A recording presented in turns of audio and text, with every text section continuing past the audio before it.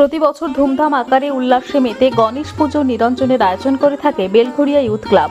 কামারহাটি পৌরসভার 21 নম্বর ওয়ার্ডের অন্তর্গত বেলঘরিয়া রেল স্টেশন লাগোয়া ব্যাগ মার্কেটের পাশে বিগত 2 বছরের ন্যায় এবছরও সমস্ত নিয়ম নিষ্ঠা মেনে গণেশ পুজোর আয়োজন করা হয়। প্রতি বছর পুজোকে ঘিরে নানা রকম উৎসব অনুষ্ঠান থাকলেও পুজো শেষে বর্ণাঢ্য শোভাযাত্রার মাধ্যমে ঢাকঢোল বাজিয়ে প্রতিমা নিরঞ্জনের পথে নিয়ে যাওয়া হয়। তবে এবছরের চিত্র একেবারেই আলাদা। গত 9ই আগস্ট আরজিকর মেডিকেল কলেজ এবং হাসপাতালের ভেতর এক তরুণী চিকিৎসককে ধর্ষণ করে নৃশংসভাবে খুন করার ঘটনার প্রতিবাদে যখন গোটা রাজ্য তথা দেশ তোলপাড়, সেই সময় দাঁড়িয়ে কোনো রকম আনন্দ উচ্ছ্বাস নয়, বুকে বিচার চাই বলে প্ল্যাকার্ড লিখে মোমবাতি হাতে প্রতিবাদ মিছিলের মাধ্যমে প্রতিমা নিরঞ্জনের জন্য নিয়ে যাওয়া হয়।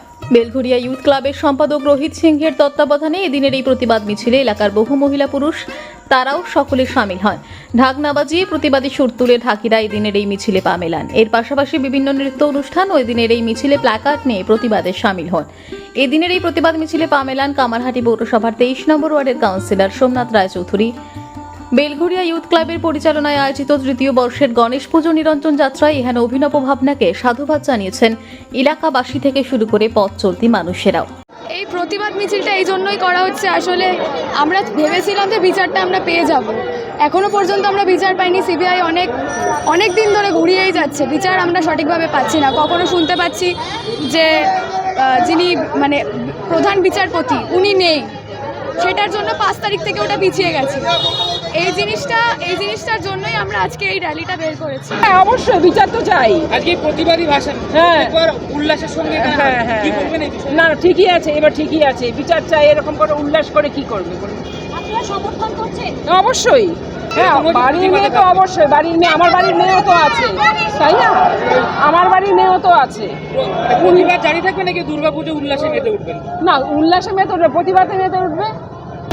আমরা আজকে আমাদের এক বোনকে হারিয়েছি। আগামী দিনে